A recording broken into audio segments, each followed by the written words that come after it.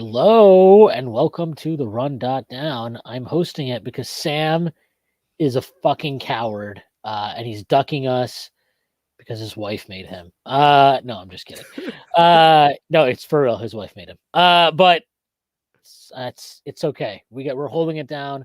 I am here with my good pal, my good friend Tyrese. That is at London's Theory. Tyrese, what's up? How you doing? Good game, good day, good win. Nice to Was see it the a good return day? of. Was it a good day? I gotta say, it was a good day. Oh yeah. Okay. All right. I don't know. Didn't sound like it before we got on air. Fuck up. I mean, it's a good day because Obi Toppin is gonna Yeah. be confined to the third string of the Indiana Pacers, so it's a great day for me personally. Why is he catching? What did he do to you today? Existed anyway. Yeah, good game from the Knicks. Lot to talk about. A lot more positive than negative, which is a good thing. Yeah, I mean, I think the first half was pretty. I just want to say this, like, I did give Julius shit at halftime or during the first half because he deserved it. He was not like playing, and it's like people are like, oh, he has 14 points, our leading scorer. And I'm like, there's no way you're watching this first fucking half and you're telling me he's playing well. And I know this. I know he didn't play well because he literally just focused in the second half, and that was the game. Like they had no shot after that. They just didn't. Regardless of how, if Tibbs wanted to try fucking Jericho Sims at the 2 or Josh Hart at the 2 or whoever at the 2, it didn't matter. Once he got his shit together, they won. And yeah, like this is just what it is with him. Where I don't care about like not this game. If he was good, it wouldn't determine anything. And if he was bad, or if he was good, sorry, I shouldn't say if he was. He was good overall. The second half, I thought honestly, I thought he was dominant. I thought he like toyed with them really, and it wasn't just the 3-pointers. Obviously, the threes going in help, but um, just on top of the threes going in, I thought his defensive effort was really good. His rebounding was really good. He got one really I think he contested Şengün on a layup, and then he got a contested rebound over him. It was a really, really impressive effort. He just had a lot of good sequences in the second half. I mean, that pass, that no look, was it a no look pass that he threw in transition? Whatever it was like a one touch pass. He didn't even It put the was ball down. crazy. Yeah, that was an incredible play.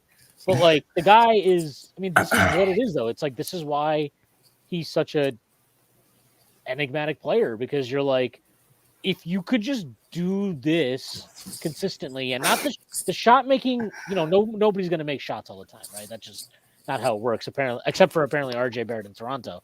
But like, nobody's going to make shots all the time. It's the other stuff that matters, and the other stuff today in the first half was what sunk him, and in the second half is exactly why you're like, oh right, okay, yeah, you're going to be an all-star. You're going to be maybe an all NBA player again. So I thought he was really good in the second half, and I don't know. People will always have the conversation of like, well, is he better than Brunson? Is Brunson better than him or whatever? I don't really know what necessarily the answer to that question is. I do think that when Randle is good, he does stuff that is just like, I don't know. It's less methodical than Brunson. It's more like dynamic at times. He doesn't have to work for it necessarily as much, or it's kind of like it's more overpowering. Maybe that's a better way of putting it. More explosive, even. I don't know how to really explain it, but he is really special when he's going well. And, it's just a matter of if he does it at the right time of the year. But he was awesome in the second half tonight. I got to say that. Yeah, I mean, hey everybody. First time on here. It's at Nickstape @_ If you watch this for the playback, he was on there with us. He does all the game threads and everything. So first time on the Run.down. Welcome. Yeah, man, good to be here. This is what Tyrese actually looks like. So yeah, no, I know. Yeah, it's not surprising considering how big of a Julius fan he is. Julius hairs are white now. I guess right. I'm not one, so I couldn't say that. No, but seriously, the first half was really weird. Schwinn touched on it a bit already, but like it was kind of just a bunch of BS going on. Julius played awfully. Rotations were the rotations again. But the second half was a lot better. Like I thought OG really especially in the fourth quarter, I thought his defensive presence was just suffocating for the Rockets. Like, yeah, they could hardly get into their sets because he was just blowing up dribble handoffs, pick and rolls, off ball movement. And I think that really helped the entire team kind of collectively lock in defensively. Especially Julius. He had a really good second half, like you said. But yeah, it all started with OG. He was all over the place. I think he finished a plus 24 again tonight, right? Highest on the team. Yeah, he we keep saying it, but it's like new IQ drop. Yeah, I mean, yeah. But yeah, OG finished with 15 and 5, a block and 4 steals in 43 minutes. New Luol Deng just dropped, actually. Actually, it is Luol. Fucking British and everything did this. He's just actually Luol Deng. I thought OG was really good. Julius's second half was as good as you'll see him play, really. Like, he was making threes. He was getting into the paint. Schwinn touched on that pass he had to OG, which was phenomenal. He still did a couple, I guess I'll just say, Julius things that you'd hope that he wouldn't do as much. And unfortunately, we've been seeing it more often. But if he can keep having halves like he did in the second half, I think we're in good shape. And then what more can be said about Jalen Brunson? I mean, the guy's just dominant when he's on. And I'm glad he finally took over in the fourth quarter. Me too, truthfully. Me too. I still like I know that. Look, he made some spectacular shots in the fourth quarter. Randle also made a couple late in the fourth quarter. The heart at the 2 stuff is just, you're not getting good shots out of that. Like, I don't know what Tibbs is trying to prove there. And like, we talked about this kind of briefly on the playback. I think his idea is that lineup could be like dominant defensively, and sure, like maybe it is, maybe it will be. Sure, I'll give him. Like, let's say he's right. I don't think a dominant defense matters more than like a balanced lineup, and in particular in a league this offensively tilted, I think you need to almost value the offense more. And you know, a good point that Ace brought up. We brought him up on stage during the playback, Ace Bouchard. But like, the options that you have at the 2, aside from Hart, who shouldn't be an option at the 2, but leaving that aside, they're not bad defenders, and they're much better shooters. And so, like, I don't know. Like, I did like that they used Hart as a role man in those minutes. Like, I've been asking them to do that. I think they should do that with the second unit, because God knows Precious Achiuwa does not need to do anything other than like breathe some air for 5 minutes a night in each half. But like, I don't know. I still am not. I don't like the offense they were getting there. I know that maybe that's like, oh, you're just hating to hate. I think a lot of that was Julius or Julius too, but Jalen made some tough shots, man. And yeah, he's a tough shot maker, but like, I don't think you can live like that for the rest of the season and into the playoffs. Yeah, no, I just don't think it's also not really fair to Dante or Grimes that they're the ones getting their minutes cut because of Tibbs's obsession to play hard at the 2 when he's not really. And like you said, you're losing shooting. You wouldn't even be losing defense, I don't think. If you put Dante in because he's not as great of an on-ball defender, but if you put Grimes in, you're getting way better shooting. The ball is probably going to move better because you don't have a guy who isn't going to get paid attention to on the 3-point line. And it's like, these guys shouldn't be having their minutes capped at 20, right? Because they're way better players than that. And this team, for as good as it is, really could use some hot shooting at points in time, like we saw tonight. And those guys just need more minutes, generally. Yeah, I don't understand this theory that Josh Hart just needs to get more minutes than Grimes or DiVincenzo. I think Grimes is a better defender than Hart. Well, even if you want him to play more than Grimes, like these are, I'm just going to read off the minutes tonight, okay? Randle 34, OG 43, Hartenstein 41, Brunson 37, DiVincenzo 19, Hart 30, Grimes 17. Like, I'm sorry, like I don't get that. I don't get it. And like, until that last closing stretch, Hart was not like DiVincenzo was a +7 in 19 minutes. Hart was +10 in 30. And how much of that wasn't just because of that closing stretch, which, sure, like he played fine. He made some shots. But I really, I don't know. Maybe I'm crazy, but like I watched that game and I'm not coming away thinking like Tibbs nailed the rotations. Like you can, and even if you want to play Hart 30, right? Like to play Hartenstein 41, OG 40, OG 43, Randall 34, and Hart 30. Like I just, to me, to play those guys that much, those three specifically, and to still have a true 5 on the floor for all times. Aside from that, plus a random 35 seconds at the end of the first half. Thank you. It's really weird to me, and I'm sorry. Like, I'm always going to be happy when the Knicks win, but this isn't the type of win where I came away thinking like, man, we saw so much like of things that we need to continue to have to win, like at a high level. Like, you can't go through a season and run these minutes like this. And this is not a game where you needed to extend the burn like that. I understand the Brunson McBride stuff, right? Like Deuce did not have a good game. That second half especially was really one of his worst stretches we've seen recently. But like, I don't know, man. I think Grimes played. I know the shooting doesn't look great, 2 of 8. He had 11 points, 3 rebounds. I thought his rebounds were actually like solid. Like he actually was getting out there. He's obviously never going to be Josh Hart on the glass, but he was fine. He gave you solid board rebounds. I thought his defense was solid. He spaces the floor. Like I just thought he played well, and I thought DiVincenzo played well, and they didn't deserve to play such little minutes. And in Grimes' case, that's been the way all year. And like, it's just weird. This is the same thing where it's like he's bringing Hart off the bench, but he basically plays him starters minutes. It's just bizarre. Like I don't know. I don't understand it really at all.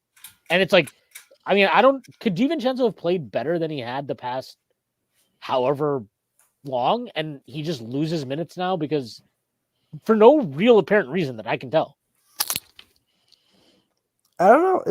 It's maddening to me that like he just does not want to play Grimes and DiVincenzo together, and I feel like if he's willing to trust that lineup, then a lot of the rotation minutes with Hart would be not. He wouldn't be playing 30. He'd probably be playing around like 26, and then OG wouldn't be playing 43 a night. He'd probably be around like 38. It just seems like such an easy fix, but it's like Tibbs needs to trust playing 2 good defenders together who can shoot the ball, and somehow that is something that he can't. How has he gotten worse with this? I don't know. I legitimately do not understand. Like, his Hart minutes are literally just messing up everything and is making OG and Anunoby have to play 44 minutes a night. It's dumb. Yes, thank you. This you just said exactly what I've been thinking, and I couldn't like figure out how to actually like. I was like, there's this thought I have, I can't figure out what it is. That is it. Like, OG has to play more because of these weird Hart things, and it's like, it's so stupid because you're like, if you just used Hart at the fucking 3 more and played Grimes and DiVincenzo more, like all the minutes at the 2, this is solved. There's no issue really at all. Like, the Hartenstein minutes are going to be what they are because Precious is atrocious and Tibbs is crazy with like he has to have a center on the floor at all times. So I could live with that if it wasn't also the fucking Hart thing. But the Hart thing is insane. I don't get it at all. It's frustrating too because like we'll see games like the first half tonight, and there will be close to zero reason for Hart to be on the floor. And I don't even think Grimes played particularly well in the first half. Like he knocked down a couple free throws. He got fouled. I think he played some pretty good defense. But like Dante especially, he's like the perfect guy to play next to OG. And OG being such a great point of attack and one-on-one defender kind of mitigates the need for Hart to be out there all the time. Because he doesn't really thrive in that like ball hawk safety role that Dante does. And he doesn't add the shooting. And Dante is a better ball handler. So it's just super frustrating. And it's like, we can talk about it as much as we want to, but until we see something change, it's like, we're going to just keep having the same conversation over and over again. And I think the weird thing is like, they got Hart at the deadline last year because he was supposed to be OG light, essentially. Like, he does a lot of what OG does defensively, like, and now that they have OG, it's, well, we just want 2 OGs instead of being able to rotate them out. It's it's maddening to me that his insistence on rebounding and defense is legitimately just going to tank a bunch of lineups. And granted, the lineups are winning, but it's like I don't trust the net rating on those because the offense is so dreadful, and you can clearly see it on the court that when Hart's there, they don't respect him as a shooter. So I would love to see those lineups net rating against good teams versus bad teams. Yep.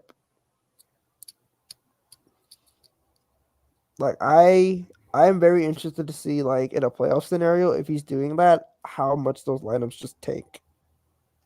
I mean, you could kind of predict it, right? Because like we saw how bad the RJ Hart lineups were in the playoffs last year, and even at points this year, like those lineups are never good together. And the redundancy, like I was saying, of OG and Hart is just really frustrating. Because I mean, like you just said, Tyrese, Hart is just OG light, except teams don't respect him as a shooter. So there's not a need for him to be on the court at all times. Like I actually am curious to see what he's averaging since the OG trade. How many minutes? Is it just me, or does it feel like when they play bad teams that lineup works really well, but when they play good teams it doesn't? Well, because they kind of just teams like that can score. They kind of just like out hustle bad teams. So and I just think their defense is actually good enough. Their defense is actually good enough against bad teams where it's like, or mediocre teams where they can capitalize on that. But against teams that are legit good, like, I don't know, when we played like Dallas or whoever, like you need more scoring. You've got like, it's kind of like in football where you have like the teams that try to run the ball out. Like, oh, we got to run the clock out. And it's like, yeah, but like you've been scoring, so just keep trying to like. If you keep scoring, they're not going to catch up. That's how it works. I'm not saying you don't have to defend. Like, obviously, I'm not saying that. But when you have options that are better offensively and better complementary fits to your primary guys and can make the life easier for them in terms of like creating more space and all that type of stuff, I don't know. It's very, very odd to me. Tag, by the way, Luol Deng was averaging 40 minutes per game for Chicago. This is just who he is. Yeah, look, if this is honestly, like, they can't do this to him, man. Like, you cannot play him this many minutes. This is a fucking joke. It's the first time of a back-to-back against a team who Houston's been a lot better this year. They've been terrible on the road all year. They're reeling. Like, you've got to trust your depth more than this. This is fucking crazy. And to Tyrese's point, talking about trusting your depth, right? Just don't run your rotations like a fucking insane person. That solves half the fucking problem. And it's like we played probably 15 total minutes of actual like competent basketball and smoked them. Like we played good basketball for 5 minutes in the third quarter and went up 12, and then we actually started playing well with the starters and then went up 18. It's like if we just don't mess around, then we're just gonna smoke the mediocre and bad teams. Yeah, I mean, like it bears it out in the numbers. They're 17-0 against teams that are below 500. So like, there's clearly a kind of run it up component that Hart OG lineups have, but against good teams, like the offense is just so stagnant because like they're lacking creation without IQ, and they're lacking that spacing because you're running one less shooter, and realistically, Randle hasn't been a shooter this year, so. It's back. It came back in the second half. He's back. Sniper Julius. He had some insane shots in the second half, by the way. He did. The first three he hit in the game was crazy. That one in the corner. Yeah. And then he tried to get on a highlight mixtape with that fucking step back heat check that he bricked. That was pretty funny. His heat checks are always. His heat checks either like he goes on like 5 in a row, or the heat check is so bad it just like sails into the 5th row. It's because the heat checks, it's like if they're spot up heat checks or like couple dribble heat checks, they'll probably go in. But the heat checks where he's just dribbling off his leg for a good 15 seconds and then chucks a 40-footer are just not. The only time that worked was in the Minnesota game where he had 57. Yeah, legitimately. But like, yeah, he just like kind of sleepwalked to 30. And it was uber efficient, which is like, again, nuts. So it was unreal. Like, how many did he have in the first half? Do you know? 14. I think it was 14. You could have told me he had 7 points on 4-12, and I would have been like, yeah, makes sense. Because he was just I don't know. Everything else besides the offense was just god awful, and even the offense looked really, really ugly at times. The 3 fucking offensive fouls. Yeah, that was fucking ridiculous. A lot of people were like, "Man, he got really unlucky with those calls." I thought 2 of them were obvious. I thought the first 2 were obvious charges, and the third one it's soft. But he got away with a blatant hack on Dylan Brooks on one play defensively, and he got away with this fucking box out on Jabari, where he basically just he looked like he looked like he was fucking entering the NFL draft as like a fucking guard or something. It was crazy. He was just blocking the shit out of him. But it's fine. Like I'm not even trying to say the officiating was good. It was terrible. It was really, really bad tonight. But I don't like this idea where we don't need to make excuses for him. He had a bad first half. Like, if the guy's an all-star, an all-NBA guy, I think it's okay to just say when he plays bad and not have it be this huge crisis. And like, sure, at the same time, and maybe I got to do better too, is like, maybe we don't have to turn every fucking bad half or quarter into like the, oh, this is why we don't trust him in the playoffs thing. But it's like, I mean, all that really matters for him really at this point is the playoffs, because I think we know he'll have these weird stretches in the regular season, and he'll have some weird fucking, he'll also go off for stretches. Like, and on aggregate, when he doesn't have some psychotic weirdo breakdown season like in 2021-22, he's going to be up in the all-star conversation, and he'll be in the all-NBA conversation in the regular season. We know this at this point. Like, that's what he does.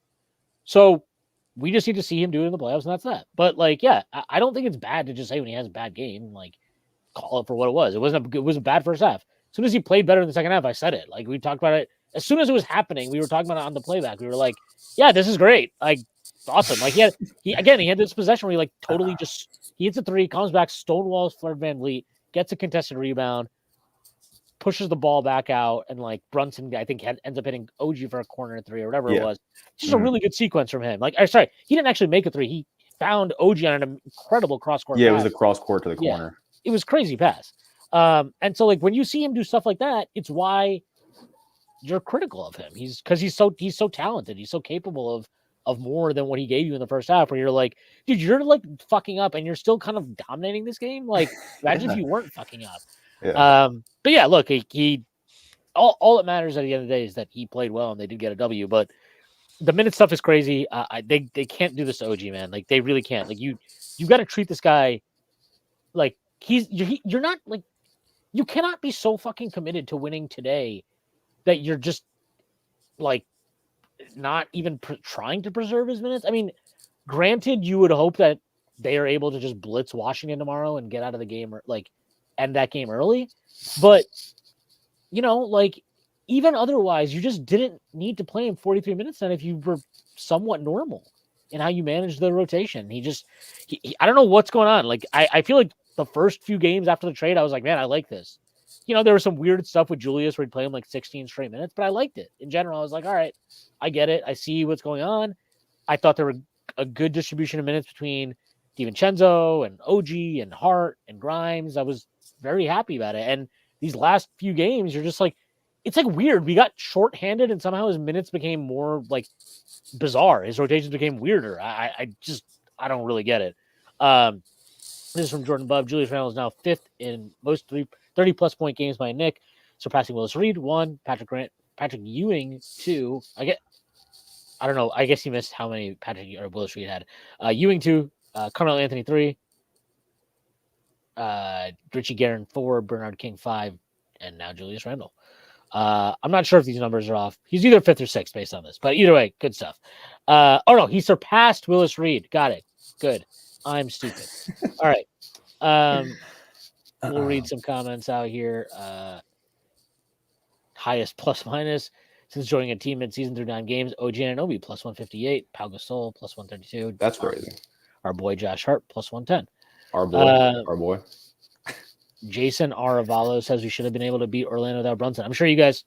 I don't know who was even on the post game for that, but I think it was. I was watching my beautiful Buffalo Bills defeat the dastardly, disgusting Pittsburgh Steelers, and it was wonderful. But yeah, like, look, I thought the minutes in that game were the biggest reason they lost. The Hart stuff was bad again in that game. And I don't know. I'm so sick of saying this. Like, I'm not picking on Hart. I'm picking on Tibbs' usage of him because I think he's kind of like fucking him over while fucking over other people on the team and then fucking over the team itself. It's just all very odd. Well, it's because it's almost exactly the Burks thing, right? Like, I don't know if I would blame Burks for the situation he was put in because Tibbs was like, "Oh, you're the point guard now. Quickly, go away. This is Burks' time." And it's like the same exact situation. Like that also had a trickle down effect, right? Because it limited Quick's minutes, it limited Grimes' minutes in a lost season, and the same thing's happening with Hart, right? Because it's like he's being forced into a role that he's obviously not well suited for, and one, it's forcing OG to play way more minutes than he should. Same with Brunson. And it's also limiting guys like Dante and Grimes who have been playing very well and who are very high impact players for this team. And I think it's just becoming increasingly more obvious during these rough stretches of Heart of the 2 minutes where it's like, if we can see it in 30 seconds of possessions, then how doesn't Tibbs? Also, if you're going to play Hartenstein 41 minutes and Randle 34 and That's OG ridiculous. Anunoby 43, I don't want to hear about how you need a backup 5. Get the fuck out of my face. You don't need a backup 5 for that. You don't. JK says Hart OG lineups force turnovers against bad teams, so they blow teams out of the water, plus way more bricks to push off of, eliminating the need for half-court offense. Well said. I tend to agree.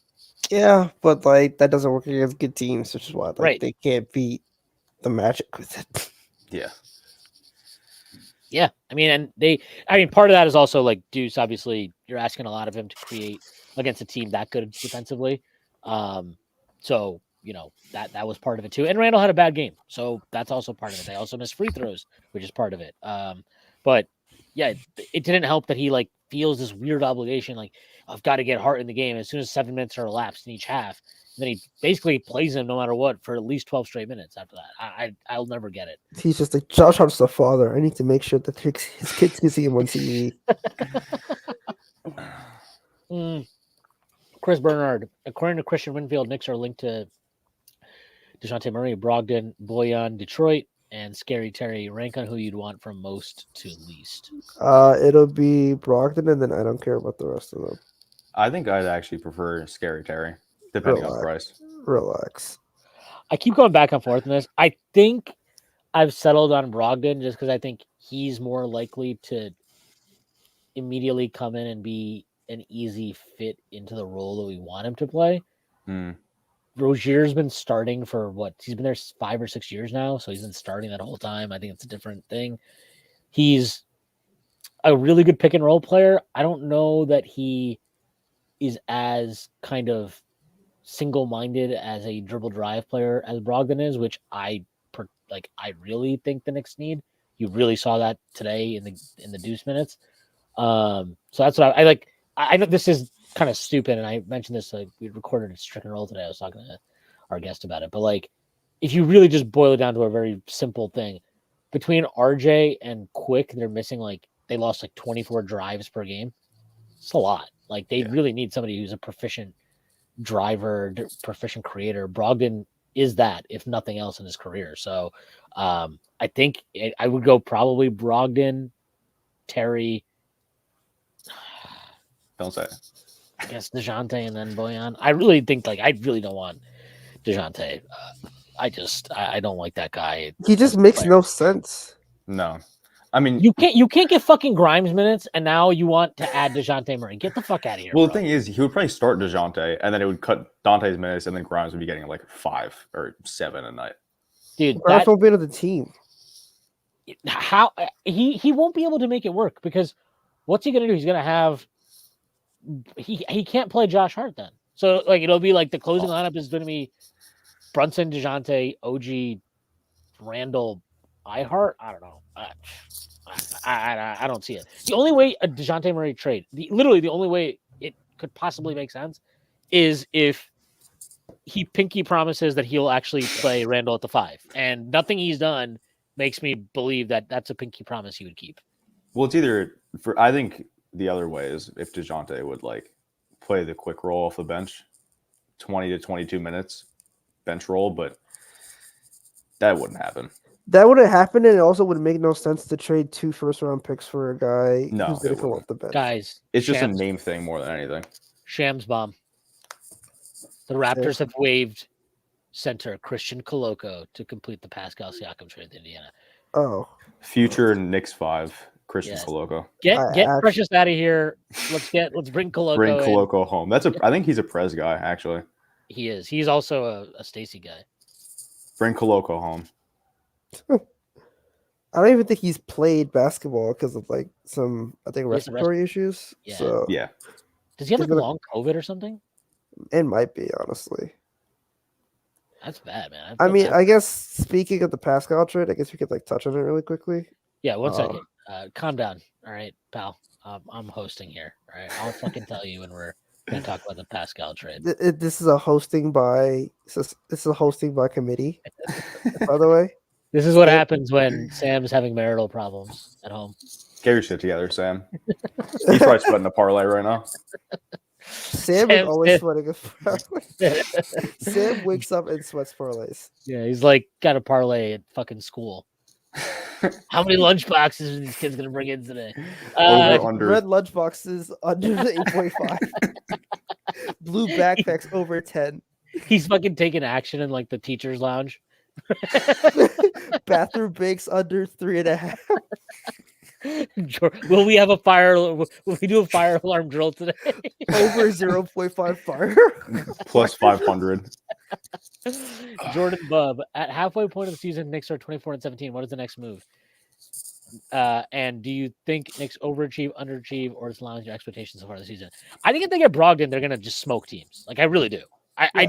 It's very frustrating watching them right now because of Tibbs's weird utilization of the roster.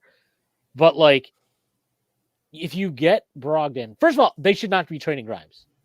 I don't understand where this weird idea is coming from that like it's completely fine if they trade Quentin Grimes. Can we keep like a few of our young guys for a little bit like younger, like a little bit longer? And why are you're trading Grimes now? You'd be trading him at like fucking 70 cents on the dollar compared to what his value was last year because of whatever. I don't want to get into it, but like it's insane. You get Brogdon or whatever, get that type of player. Tell Deuce, yes, you got your little 3-year fucking $13 million extension. You're my beautiful baby 10th man. Hang out back there. And that is your 9-man rotation, and you're good to go for this season. Like the thing is like Deuce should be in the rotation, but it should be Precious out of it. Yeah. Like yeah. The clear answer is like Tibbs clearly doesn't like Precious. He clearly likes Deuce. And the Knicks need a backup creator. It feels like to the average person with common sense, you should just run creator X. We'll say Brogdon for now. Brogdon, Deuce, Grimes, OG, and Randle. Republican creator X. Yes, the only kind of creator I want. If you're a liberal creator, I don't want you on my team. You don't need all the right-wing creators. Exactly. I need your hoops to be nothing. I need no flashy hoops in my garden, okay? Straight line dribbles. Tell me where you were on January 6th, and then we'll talk. Exactly. That's why OG Anunoby dribbles like he's in chains. Dude, some of his dribbles are so funny. I one of the things he does that I don't actually like it, but it's very funny, is the hop step. It's like, dude, the hop step is not gonna happen. Like it's like fetch. Like fetch is not gonna happen, dude. Truthfully, like OG Anunoby dribbles like he was scaling the wall on January 6th. That's the best way to put it. It's crazy how bad he is with the all handle. Back. I do like the fact that they were like trying to get him to go downhill in some sets, so like he got a head of steam because they're like, oh yeah, you can't take 2 dribbles in the half court. Let's try to get you to your spots. They do need to drill into him. Like, dude, enough with the fucking pump faking on corner threes. Just shoot the fucking ball. Like nobody wants you to pump fake on that. Shoot the fucking corner 3, and if you put the ball on the deck, go to the fucking rim. I don't want these like long. I definitely don't want the pull-up middies that he was taking last game, and I don't need like the winding hop step weirdo things that he tries to do sometimes. But yeah, this is Teg. Hopefully, Perrin has some good eyes on this class. It'll be huge to get 1 to 2 actual quality guys to add. Yeah, it'll be. Don't even get your hopes up, dog. I know they're going to draft a couple guys. I think they know they need to reset. They need to just get some low salary dudes on the books, if nothing else. Is Ryan Arcidiacono a joke to you? Yes. Okay. He is a joke to Fair. Isn't his brother playing for Villanova right now or something? You think Future Nick, if so. Do you think I had tabs on Ryan Arcidiacono's brother? Yes. No. I don't. I am being racist right now. Yes.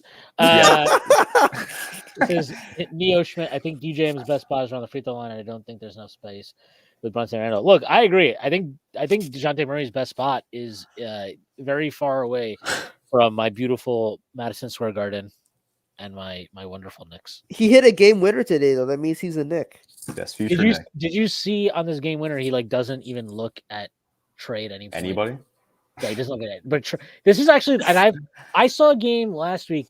It was the game they beat Philly. They beat Philly last week, and he made a shot either at the end of regulation to tie it or in overtime to kind of seal it, whatever it was. But I remember watching it, and he was like, Trey's wide open, fucking wide open the entire time for three. And DeJounte, at like no point in that possession did you even think DeJounte would consider passing. You're just like, yeah, it's DeJounte time. Yeah, he's fucking putting this up right here. And to answer your question, Chris Arcidiacono is a Villanova player right now. So future Nick. He said it was a few years ago. I think he's a car salesman. He's following in Jalen's footsteps. Prashant Adhikari. With Tibbs' coaching, it feels like adding Brogdon / whoever would just reduce minutes for DiVincenzo Grimes. Pride don't seem getting over the heart infatuation. Yeah, look, so I agree with you, and I can't speak for the front office. I'm just talking about what I would do. If I were the front office, I would be like, I'm going to get you Brogdon, right? Because I love you that much. I'm going to get you Brogdon. Okay? Happy birthday. Yeah, happy birthday. But here's the thing. I'm not getting you a backup center. And if you can't manage to maximize this rotation and this roster for the pieces I have given you because you're too focused on the pieces that you want to play your one way, that's your problem, not mine. That is your problem because I got you. I got you, OG Anunoby. All right, I'm getting you another creator. I've gotten you plenty, right? I've gotten this fucking guy everything he wants. I got you Jalen Brunson. I got you the penetrating guard that you wanted. You know, I've gotten you everything you want. Worldwide West in the back's like, you traded quickly. Yeah, like yeah, like, shedding tears. It's like the Breaking Bad meme where Walter's in the back of the fucking truck. But like I kept Mitchell Robinson. I got you Isaiah Hartenstein, right? Like I've gotten you everything you want. I traded for fucking Derrick Rose your first year in charge. You wanted his ass. I signed Todd Gibson's fucking decrepit ass. Like 8 times. Yeah, like 15 times for you. Like I've done everything you want. I'm sorry. I am not getting you a backup 5. It is up to you what you want to do there. If you want to be a fucking idiot and keep playing Precious, that's your problem, not mine. That is your problem. If you cannot adapt and maximize the versatility of the pieces I'm giving you to play in different lineups in minutes where iHeart isn't sitting until Mitchell Robinson gets back, that's your problem. That's what I would tell him. And I agree with the premise of what you're saying. To me, I just would be like, I'm evaluating him on that. That's the only way I can put it. Yeah, it just kind of feels like he's gonna die in this whole. I need a big and a backup creator, and it's like, dude, there's no way this team's gonna get like a 5th big. I think, dude, why don't we just hang on to Taj and just waive Precious? I'll pull it up, but in Katz's piece yesterday with all the stuff about Grimes and everything, he did mention a backup big, and he just said like flat out that it doesn't seem like that's a main concern for the Knicks at this point in time. That's absurd. I'm sorry. Like if you're not going to play Julius at the 5, I mean, I think Tyrese, you were talking about it a little bit earlier. Even if he wants to keep playing a 5, just give Julius like 5 minutes at the 5 in each half. And then you can sprinkle in the Precious 5 minutes with iHeart playing the rest. Like I don't. It's not super insane to get Julius 10 minutes at the center every night. So, dude, they're playing Jeff Green at the 5. You're telling me Julius can't play the 5? We could have run OG at the 5 during those minutes if we wanted They to. did. He ran OG at the 5 seconds. No, you could have run fucking Josh Hart at the 5 and it would have been fine. This is what Fred wrote yesterday in his piece. The Knicks have been less aggressive in searching for a center than they have been for a facilitator. League sources told The Athletic, especially with the hopefulness around Mitchell Robinson's return. And then he goes on to say they're optimistic about him coming back, blah, blah, blah, blah, blah. And then he just says, the backup 5 has been an issue since the Anunoby trade. Achua is on the fringe of Thibodeau's circle of trust. Let me tell you something. That motherfucker's hanging out like a pinky on the circle of trust. When the Knicks acquired Achua, who will be a restricted free agent, they figured he could be insurance for Hartenstein during the upcoming summer. Whoever thought he could be insurance for Hartenstein in the upcoming summer, that's who you fire. That's somebody you're like, so you don't have the facilities for this job, do you, big man? That's definitely Gerson Rosas. Yeah, and then he goes on to say it would be difficult to justify adding another center to the mix unless it took parting with someone like Sims or Achua, and little else to upgrade the backup spot until Robinson is healthy. The Knicks have no plans to trade Hartenstein, who has reached new levels since entering the starting lineup next month. Yes, I agree. And just briefly on the note that you mentioned on that he mentioned there about iHeart reaching levels. JK says, loved the way the Knicks beat up on Şengün. Also, that possession with OG and iHeart stripping him was sweet. Yeah, look, iHeart's just fucking awesome right now. Yeah. And playing him with OG is just like, dude, it's a cheat code. Yeah, it's fantastic. Defenses can't do anything. And they've had one bad defensive game, which was that weird Mavericks game. Oh, I don't want to. Yeah. I erased that from my memory. Yeah. But you mentioned the Sims thing in the Cast article. Why don't we just play Sims too? He's either starting or he's just in the shadow realm, which I don't really get. Because I think I would prefer Sims minutes over Precious minutes. I would play who was that fucking random Ukrainian guy we had in the summer league? Dimitro. I don't even remember what his last name was. Yeah, just bring him back. I'd fucking play him over. I can't do the Precious thing, man. This guy is just he's like a fucking NPC player. It's ridiculous watching it. I can't believe that. I'm telling you, this is how you know a guy sucks, okay? The Heat hate giving up on guys they draft that quick. They gave him up for 35-year-old Kyle Lowry without hesitating. They were like, "Yep, get the fuck out. Let's get the fuck out of here." And you know that he sucks because the Raptors fans were telling us that, and they never say that about their guys ever. Everybody is amazing. Everybody requires 3 first-round picks. This is kind of you had to have known he was going to suck. And the fact that anybody in that front office was seriously could you imagine being in that front office and talking about the pros and cons of the trade, and someone just look, obviously this is not why we're making it, but Precious could be he could be a good insurance for us. He could be the guy. Yeah, if iHeart leaves, he could be insurance for us. I'd be get the fuck out of my. Maybe that's how you who Scott Perry hired you. Okay, all right. Get the fuck out of here. Skapinsev, that was his name. Thank you to JK and Tag. Scott Perry hires. I'm in hell. Ariel Suarez on the playback. You mentioned Hart wiping off his chest. The only guy who does it equally as much is LeBron. No, LeBron does the weird thing with his Yeah, he does the jersey the. Yeah, that's the thing LeBron does more than anything. Randall does that a lot too. Hart's just every time on the bench comes into the game.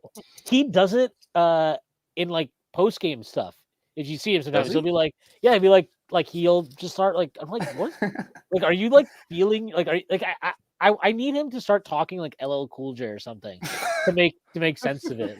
It's got to be a symptom of breast milk consumption or something. Yeah. Just start licking his lips. The whole LL Cool J just vibe. I need him to embrace that or something.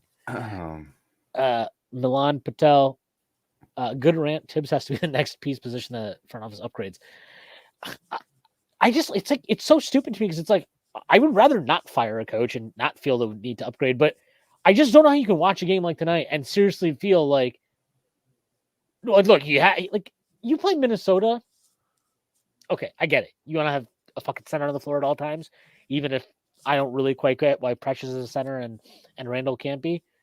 I get it. I truly get that. Bro, this is Jeff Green. Fucking the guy is he doesn't even have hair anymore. He's been in the league so long, he went bald during his NBA career. Yeah. It's just, who knows? But precious minutes, though. The fact that he like sees Precious as a center, even though Julius is bigger than him, is legitimately baffling to me. Because how do you look at Precious Nashua, who's 6'8", 243, and think, oh yeah, this guy's a full-time 5, and that's it? I had somebody in my mentions say this, and it's possible that they think Julius doesn't want to play the 5. And sure, like, I get that. But I also think there's a difference between being like, I need you to go defend Jokic or Embiid or whatever, versus like, hey, I'm going to need you to play the 5 for like 4 minutes each half in these lineups against like Jeff Green or Markieff Morris or Grant fucking Williams or whatever. Like, you see teams play these small 5s all the time in their bench lineups. Like, I don't think it's that hard. It really shouldn't be. And if he can't have that conversation, then like, to me, that's it says something about him as a coach. That's a criticism of him. It's like, you can't get your guy to like do something for you that you need to increase the ability of your team to win games, win the margins. I don't know. That seems pretty wild to me. It's also kind of like, who? This might sound rude, but like, who cares if he doesn't want to play the 5? Because it'll benefit the team so greatly. It's like, just get over it. Like you said, he's not going to be guarding Embiid and Jokic every night. He's going to be guarding other small 5s, and he's just like a massive guy. Like, I don't know if he would be a mismatch for a ton of centers at 6'9", 6'10", 250. So even if that was a concern, it's like, as long as he's guarding a center who actually has the ball in his hands, he'll probably be all right. I just think it's really funny, like, that he sees Precious, he's like center. And for fucking 3.5 years, I had to hear about like he can't play Obi at center.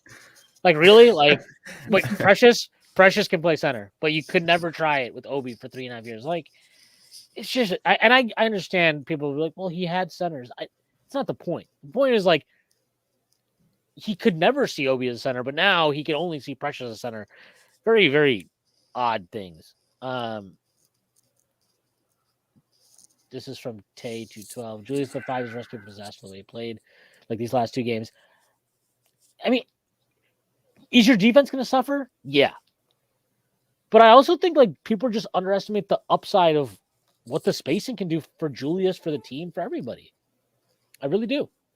And I feel like it's a little bit, it's a tiny bit short-sighted to see it that way, because it's like, you kind of have to look past these 2 games and, like you just said, see it in a vacuum. The spacing is going to be a lot better. I don't think the defensive drop-off will be that bad. If he's the backup 5 and taking Precious's minutes, is the defense that much worse? It might actually get better if you have good defenders on the court with him. The offense is going to flow better.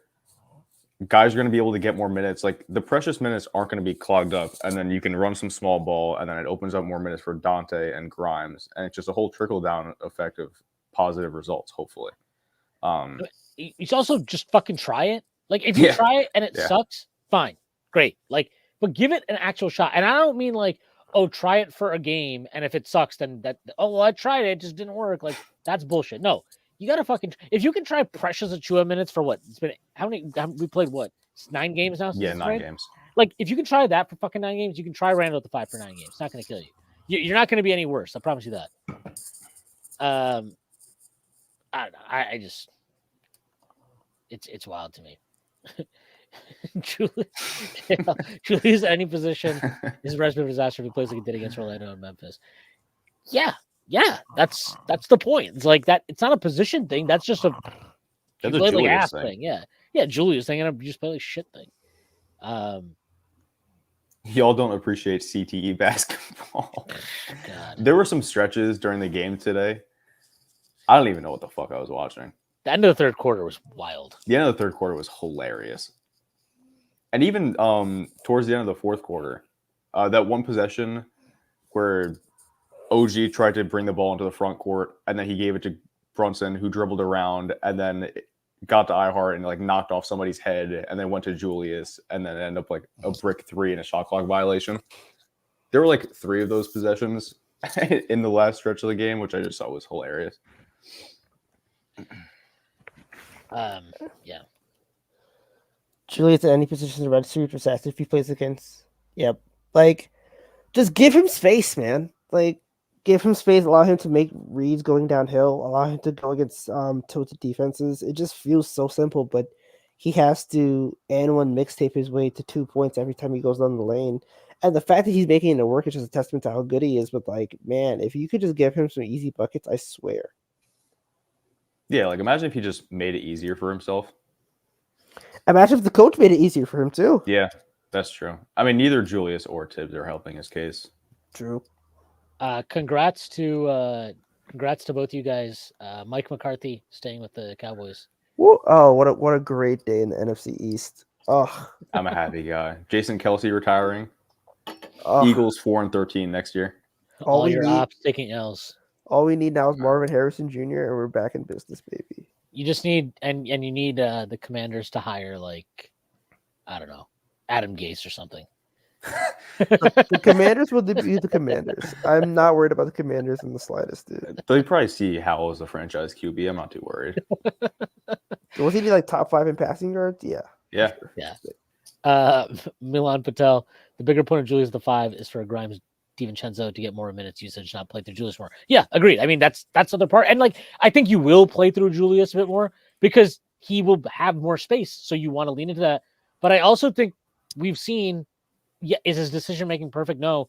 But I do think his passing has improved in terms of like kicking out and finding shooters. And you're gonna have way more space. And honestly, we've seen Brunson benefit from it previously. Like they went 5 out at the very end of Game 6 against Miami, and they had a lot of success. They almost, you may remember, they nearly came back and won that game.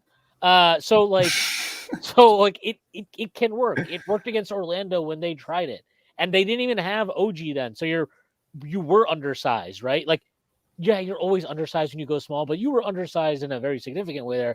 If you have OG at the 4, Randle at the 5, Hart at the 3, like, I don't think you're that undersized. And honestly, if you play DiVincenzo at the 2, you can't even tell me you're like some huge liability on the glass. Like that could be a pretty solid rebounding group. So yeah, Dante's a good rebounder for his size. Dante's good. Hart's good. Like even Grimes has gotten better. Yeah, Brunson's a good rebounder for a point guard. He's fine. He's good at getting those long rebounds and shit.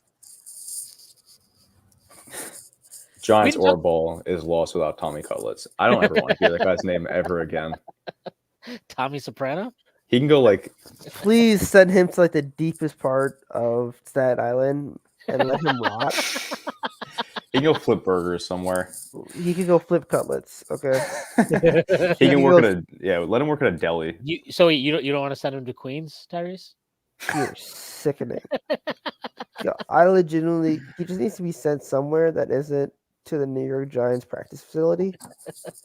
Like end up in Ohio with fucking. What about like the Jets practice facility? That would actually be funny. Yeah, actually would. He and Zach Wilson and Trevor Siemian. I mean, he'd be playing by week 3 because of ivermectin, brother.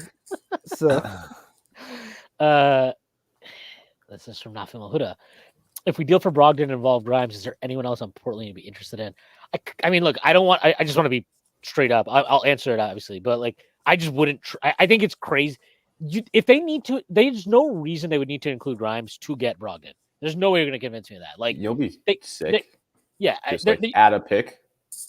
Yeah, there's always a way. There's a way to get Brogdon without Grimes. But that being said, if you didn't involve Grimes, I mean, they have a couple guys I kind of like, but like I don't know if I definitely wouldn't consider them equal value. But like, I think Jabari Walker's interesting. I think like Duop Reith is interesting. We can't trade for him. Yeah, they'd have to like sign him to a contract right now, right? Yeah. So I don't know why they would do that. I don't know, but like those are guys that are interesting to me at least. But I don't know. They're not going to trade Sharp. Obviously, they're not going to trade Simons. They're not going to trade Scoot. Scoot for Grimes. Yeah, Scoot. Yeah, I'd be interested in Scoot. I'd be interested in. He's had a rough start. He has a rough start to his career, but I think we could salvage him. But yeah, like I do like Jabari. Jabari Walker is the guy that comes to mind, and Duop Reith. Those would be the two guys. And I know that Duop Reith can't be acquired right now. I'm just giving you guys I would like there. Not with that attitude, god damn it. Look, I'm a Duop, and the fun thing is that Tibbs would have to see Duop Reith as a center, so we would actually get Reith, truther. We would actually get some 5 outlooks then. What a time to be alive. It would really suck if we traded Grimes because it's like we have so many picks, and are we really trading Grimes for like a project player in what seems to be a win now season? Like that just doesn't make a lot of sense. And 1, you need good depth. 2, this is what I would say.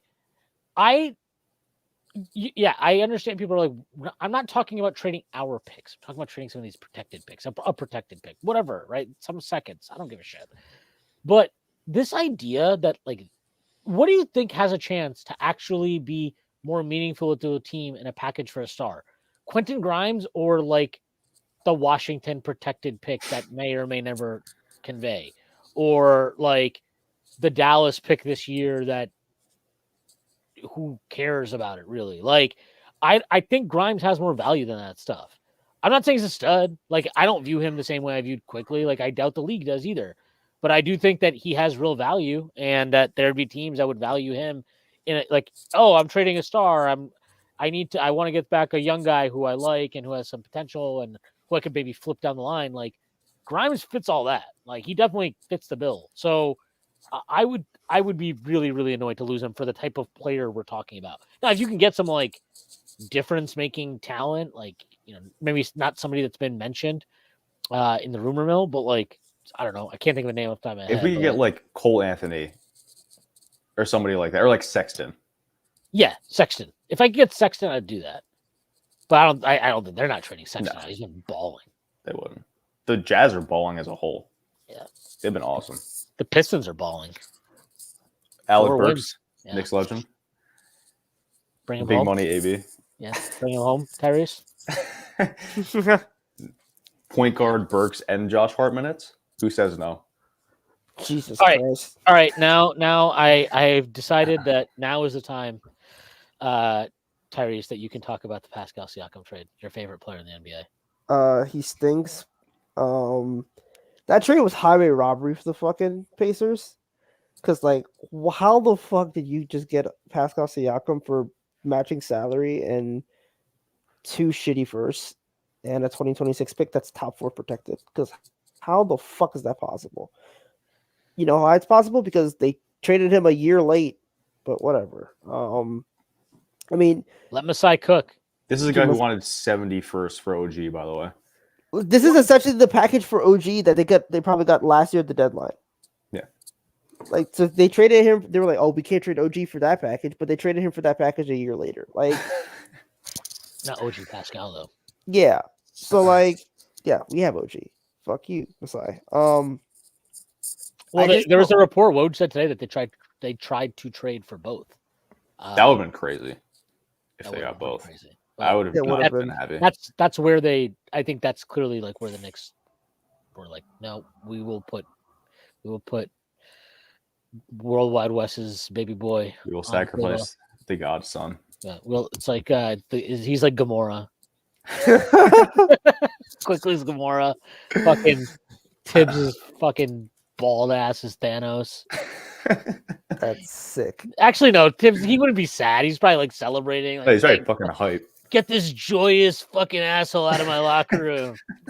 I don't want anybody prancing up and down the court. Get out of here. He's skipping. What a softie. Get this soft loser off my team. I guess Wes would have to. Yeah, Wes would have to be there. Can't you see him like, quickly? He's in so much pain. And then we get him Reed Shepherd this offseason. He's like, you know, okay. Reed Shepherd would be awesome. But yeah, I mean, for the Pacers, it makes a ton of sense. They didn't really trade anybody except for Bruce Brown. They do have like a weird. Their roster is just like they're gonna have some. They have to have another move coming. Like they can't keep this roster through the end of the season because Siakam is gonna be. I mean, he plays what, like 30 minimum 32 minutes a night. He's gonna play around like 35. They have like 70 power forwards. Yeah, they have Jalen Smith. They got Tyrese's favorite draft pick ever, Obi Toppin. They have hasn't Nesmith been playing a bunch of minutes at the 4 for them? Yeah, but I think he probably plays more minutes than 3 now. Right. It's just like, and they still have Heald sitting around there, and they have Jarris Walker still. Yeah, and they have Jarris Walker. And Yeah, then that makes no sense to me. Like, I don't know what are they gonna do with Jarris Walker now? And they still have Isaiah Jackson hanging out there. Like, I forgot he five. I know he does, but it's like Carlisle's weird. You know, Carlisle's not Tibbs. He's not going to be like, oh, Siakam can only play the 4 at all times. He can never play the 5. Like he'll get funky. He's used Obi at the 5. He's going to definitely try some Siakam at the 5 stuff. And then their backcourt, they still have like everybody's still there. So it's like Halliburton, Nemard, and like you just said, Nesmith he might downsize now. So that cuts into like available minutes. Heald, they still have McConnell. Like there's got to be another move coming here for them. But I do like. I mean, the value for them is great. I do agree with Tay here a little bit. Tay 212. He said, "I like the deal. There's no certainty Siakam stays." And then the next thing he said, Raptors also got Bruce Brown, a player the Knicks should look at. Yeah, I mean, I'd like Bruce Brown, but can you imagine the gunshots ringing around the arena with Bruce Brown and Josh Hart? Bruce Brown and Josh Hart would be like, again, I said it in Discord yesterday. I'm like, if you get Bruce Brown, then it means that Tibbs has a fetish for light-skinned, chunky men, and I would be very concerned because, like, we have between Brunson and Josh Hart and Bruce Brown, we just have a bunch of like thick bowling ball ass players. It'd be really weird, but yeah, we should not want Bruce Brown, please and thank you. But yeah, it's weird. It's just, I mean, it's like a bench problem, so it's like it's not as bad as it really could be. But I do think there's another move coming. I just don't know for who. Yeah, I don't even know who's available who they would be looking at because the guys they have around and who have become expendable, they're not like bad players. I'd argue a majority of them could be like solid rotational pieces on rosters. They're also like not trading any, like all their guys are locked up for a couple years. Yeah. So it's like if they do make a trade, it's like they don't really need to do anything right now. Like you look at their cap sheet next year, the only guys they need to bring back or Buddy Hield, who maybe they do, maybe they don't. Jalen Smith that's already like the thing. That's like he's been a good soldier, but like they're not bringing him back. I'm shocked they didn't trade him in this one. I mean, I think they probably know they can get something for him. I mean, Hield's a shooter. There are gonna be teams that like will fucking give up a couple seconds minimum for him. Yeah, absolutely. But yeah, it's like their guys are locked up for like a good bit, so it's like I don't think there's any like urgency, you know. Yeah, and I guess I just think that you're not that's like it's one of those things where like if you have 12 guys, nobody's gonna be happy, or there are gonna be a couple guys that aren't happy. You don't want that shit in your locker room, and they're like if you have the opportunity to maybe I could totally see them. I don't know they'll do this. I could totally see them just being like, all right, fuck it, let's do Heald, and they probably got some salary sitting around now, or maybe Heald and whatever for like Obi. Tobias, yeah, Obi for like Tobias Harris's expiring salary. I could see that if Morey's just like fuck this Tobias Harris shit, like he's not doing anything anyway, so why not? I don't know. But like I do think I'd be shocked if they don't make another move. There's no way they're just like, oh, that's it, we got Siakam, game over, like we won the East. Obi's almost become like their most expendable player, being a restricted free agent next year. He is, and like you have to trade him, like because you're not going to pay him. You're going to pay fucking Siakam. You're going to pay Obi too. While you and they're going to have to pay Halliburton soon. Halliburton's is done. Yeah. They he got paid already. That's just kicking in next year. So, and then you got to start figuring like, all right, Mathurin, he's not extension eligible, but he will be in what, a year? A year. So you're thinking about that down the line. Like, what do they do? And then Jarris Walker too. Yeah, I don't know what they do with Jarris Walker. I think they're trying to bank on him as like a backup. I don't even know because if they have like the roster they have right now, even if they do make a trade for Obi, what I've seen and heard about Jarris Walker is like he's just not going to be a rotational player this year. So he seems to be more of a long-term project. And if he develops, great. His upside is probably like all-star-ish caliber player. Like he'll probably just be an elite role player one day.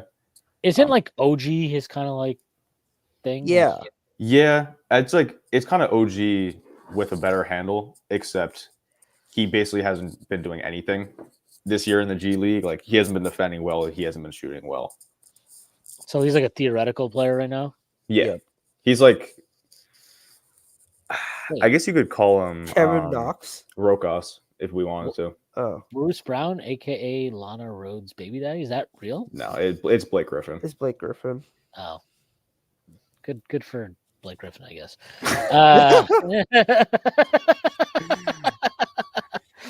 Trying Carter, throwback to Gilberino saying if the Knicks offered the Rockets Julius Randle and Jalen Brunson for Jalen Green, the Rockets say no.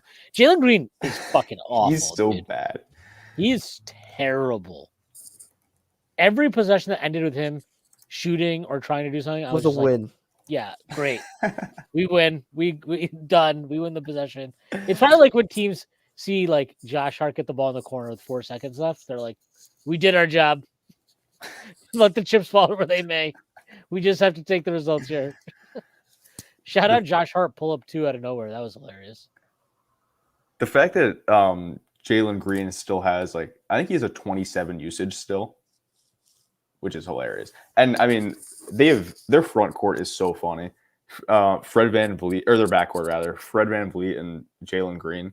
How many point blank layups did Fred miss today? Like 4, 5? Yep. That's just his thing, though. Well, he's like 5'8". Yeah. Jesus Christ. It's crazy. Like it's so funny though. He's actually so much better when he gets to play off of an actual star creator. Like I know, and Şengün is trending that way. He had a bad game. Again, Hartenstein, that guy's a monster, man. What a fucking player. But Şengün had a rough night. But yeah, I mean, and you can tell they miss Tari a lot. They're just a little. They're getting there. They're a young ass team. Whitmore sucked tonight. But I'm not worried. I wouldn't be worried about that if I were them, obviously. But I didn't think Amen was too great either. Yeah, he's why. I think he's been bad, so which is fine. Again, like 19-year-old rookie, like what are you gonna do? He's not gonna come and kill it. But he can't shoot at all. Was it him? Did he took some disgusting free throw line jumper today, right? Yeah. Yeah, that was nasty business. We talked about this briefly on the playback. The Rockets are 7-11 without Tari this year, which is not surprising. Yeah, he's awesome. I love Tari. Always love Tari. Tari Eason is somebody who should be a member of the program and would be a valued member of the program if he were to enroll. If he would honestly, you know what would happen? You know what would happen, right? Tibbs would like Josh Hart would be on the chopping block, and we get Tari at the 2. You know what? Give me Tari OG. I would be in heaven. Dude, Jalen OG, Tari, Julius. No, Jalen Dante, Tari OG, Julius. Lineup that we would never see. No, never. We would see nothing but wingspan and vibes. It'd be 30 great. seconds in a preseason game. Yeah, I tried. I didn't like those 2 possessions, so we're good actually. They gave up an offensive rebound and it made me tear out the rest of my hair. Nathaniel Huda just sent Obi to Toronto in a day, and we'll have an early Super Bowl game on. That would have been awesome if he got traded there and then they all came back to the Garden on Saturday. You would have seen it. It would have been Tig making nothing but Raptors highlights after every game. It would have been so fun. JL, the Knicks trade for Bruce Brown. That might be the first team to go on a full 12-minute quarter scoring drought. No, literally, it'd be so pointless to trade for Bruce Brown, dude. What are we doing? He would run Bruce Brown to the point, too. It would be like Bruce Brown, Grimes, Hart, OG, Precious. He's like, Hart, other Hart. Yeah. Is Scoot hurt or something? Or is he just coming off the bench tonight? Scoot's just ass. So he's just coming. He's been coming off the bench, I think. I thought he was starting for a little bit. I guess they've been flip-flopping it, trying to just figure something out. I think they're doing the Brogdon showcase bit tonight. He's starting, so how's he doing? I don't know. I just had the game on in the back, not really paying attention. No. It's the fucking Nets, so it's who the fuck cares. Jason Arvalo, Josh Hart crossing up Thompson was a surprise too. Yes, Josh Hart in that fourth quarter, all of a sudden, he got into his and one bag, which is not really an and one bag. It's just like him randomly getting a loose ball and then spinning and getting a layup somehow. Tay 212. At least Duop Reith, by the way, is 6 of 6 from the field, 2 of 2 from 3, and has 15 points. My agenda, man. Duop Reith. He is a player. Tay 212. At least the Rockets are trending in the right direction. Don't know what Silas was doing last year. Yeah, look, I know Jalen Green caught all this shit. I thought Jabari Smith Jr. was bad tonight. And I remember earlier in the year he hit some monster games. Feels like he's dropped off a bit too, from what I've seen from Rockets fans on Twitter. I don't know. He was really he made a tough shot early in the game over either Brunson or Julius. And I was impressed. I was like, oh, okay. And then he just doesn't do anything the rest of the way. It was weird. He's such an interesting player, man. Yeah, go ahead, Tyrese. Sorry, no, you're good. No, go ahead. I had nothing to say. Yeah, I was gonna say he's a district player, and then Knicks tape center for me, so we're good. Jabari kind of stinks. Yeah, he kind of does. He was invisible today after he hit 2 jumpers or whatever. Well, I mean, he fucking disintegrated iHeart. iHeart did get disintegrated a couple twice times. By Şengün too. That Şengün one was gross. That was disgusting. He's blocked enough shots for me to forget that though. Yes, my kingdom for Isaiah Hartenstein. One of my best fantasy pickups ever in my life. As soon as Mitch went down.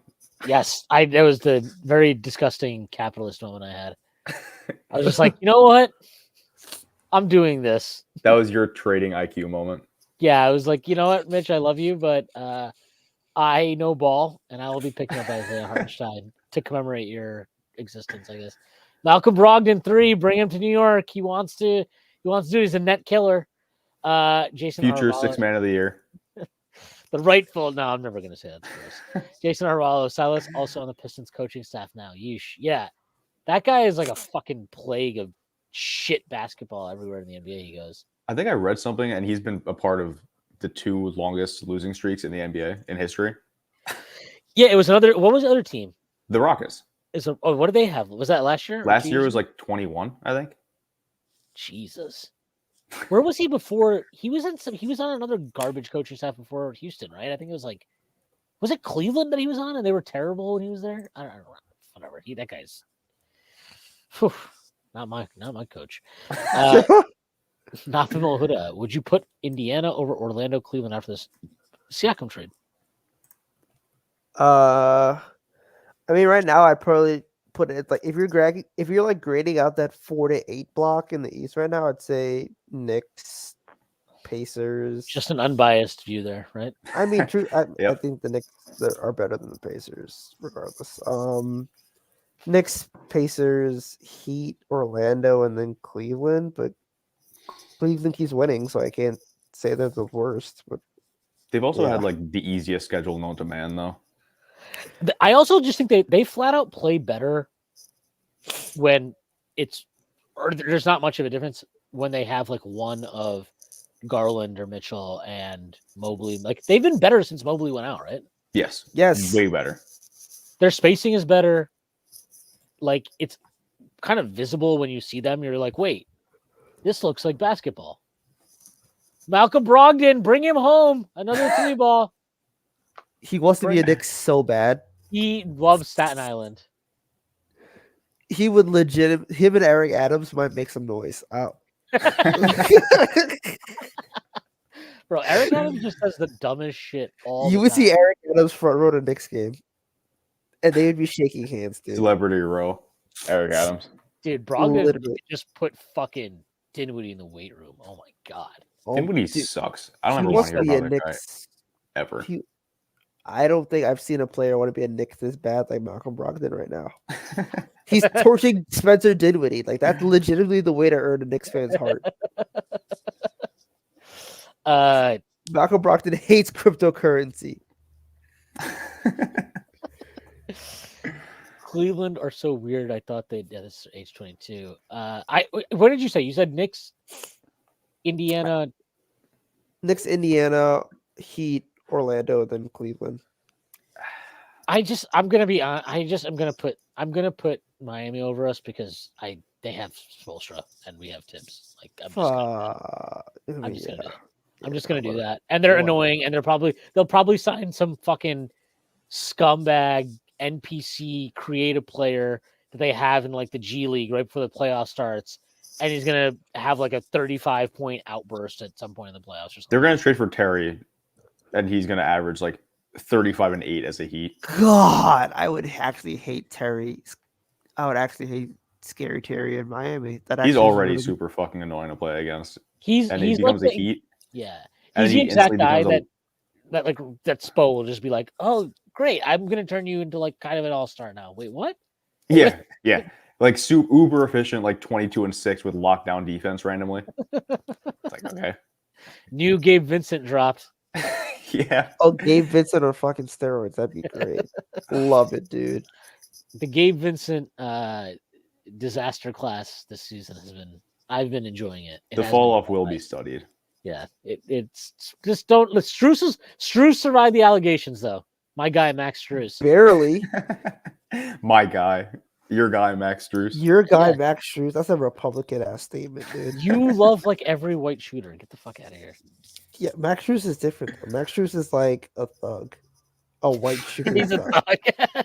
It's because of that douchebag beard that he has, dude. I hate him. He does have he was definitely like very Miami-fied. He legitimately looks like a Jersey Shore extra. Like he would be saying grenade in the back with fucking Pauly D in the situation. and Snooki. Shout out Snooki from Poughkeepsie. Let's go.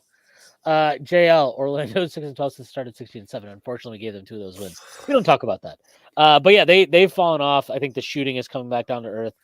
Franz obviously being out hurts, but they just don't have shooting, and like they have to bludgeon teams to death. And it's we've obviously seen that with the Knicks many times. Like it's hard to consistently win that way, and you have stretches. But they had a similar drop off, or maybe they're going to do their season from last year in reverse, where they got out to a terrible start and then they like finish strong.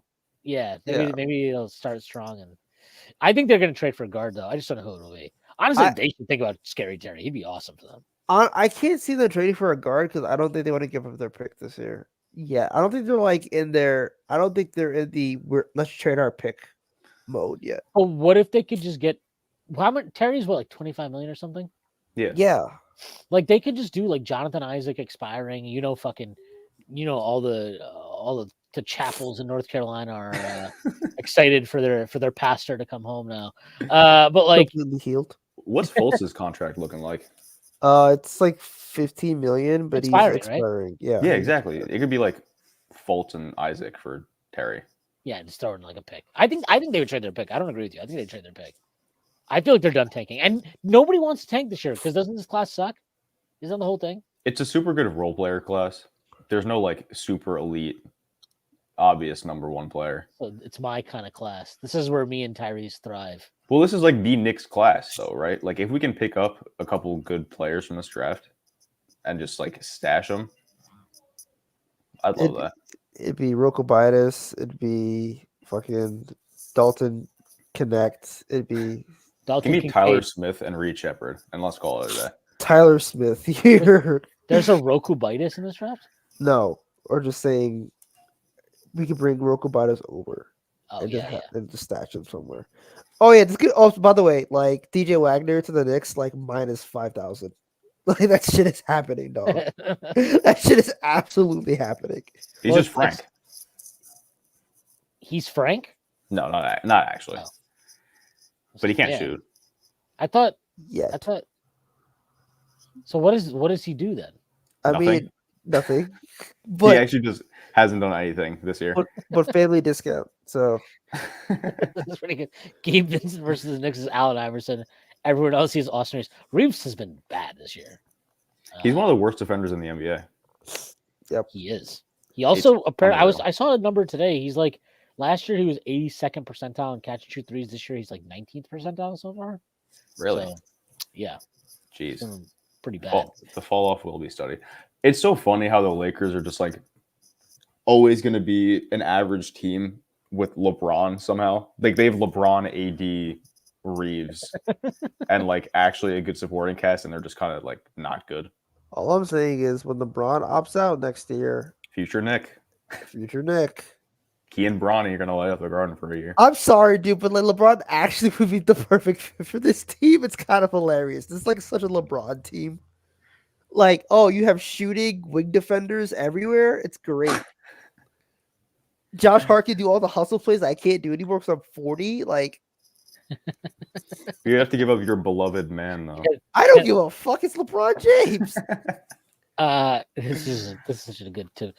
Tibbs quote today. I can think of no better way to celebrate a birthday than being around a bunch of people that care about the game and winning. This man has He's so fucking unserious. He has not had sex in like 25 years. There's like no way this guy has gotten laid in 25 years. Like, come back to bed. He's like, no, we're watching film. Yeah, no, I gotta Third go rewatch. through.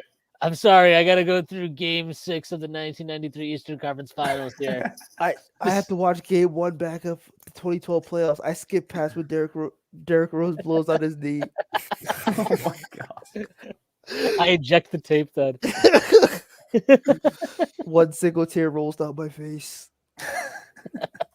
I say to myself solemnly, ice.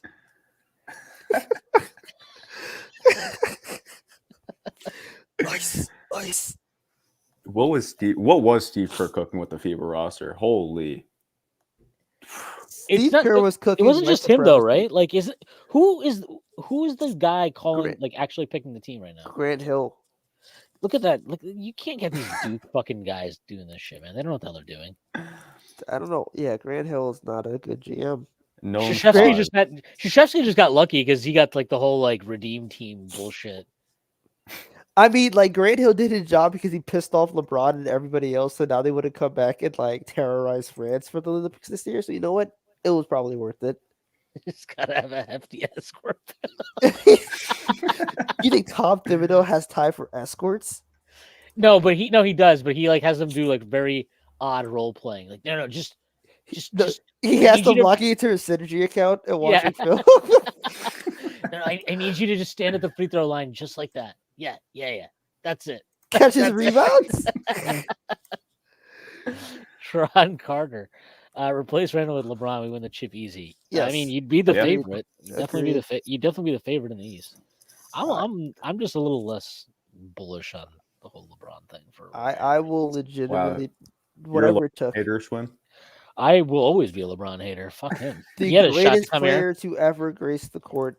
You're so boring, bro. You're so boring, Terry. Your trolls suck, and nothing you say is I'm funny. not even trolling, okay? I know you're just an idiot. I'm as serious as the grays in your beard. Like I know you are. That's what makes it sad.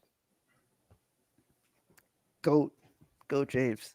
That's why they're beating the fucking Mavericks brakes off right now. See, it's just weird that you like can't do love that shit. You love a guy that literally chose to not come here and went to our biggest historic rival and has actively chosen to shit on the franchise multiple times. This is the guy that you love. Like, dude, I'll never. Love the Bills. We all love irrational shit. I love who? You love the Bills. We all love. Yeah, but what have they ever done to me? I'm a Bills fan. If you they were like, literally lost 4 straight Super Bowls and you kept coming back for more. That is not the same thing. How is that the same thing? This is like you being like, dude, I don't care. Give me fucking like I need fucking Emmitt Smith on the Giants or something. That's like what this would be. Like I need this Michael Irvin, make him a Giant right now. Like I would have taken Michael Irvin on the Giants. No, you wouldn't have. You would have sat there and been like, fuck this guy. He's a scumbag. You probably would have gone to the Philly stadium and started throwing syringes at him with the Eagles fans. That's what you would have done. All right, dude. Tim's birthday gift is playing with OG like it's his last game. Okay, if Tim could have played OG 48 minutes, you think he probably would have? Yeah, it's gonna happen in the playoffs. Trust dude, OG is not sitting in the playoffs. I'm gonna look like Luol Deng, like box scores, and just think about like what he's going to do to OG Anunoby if he gets his way. I'm terrified for OG. JK, he has the ice ball screen.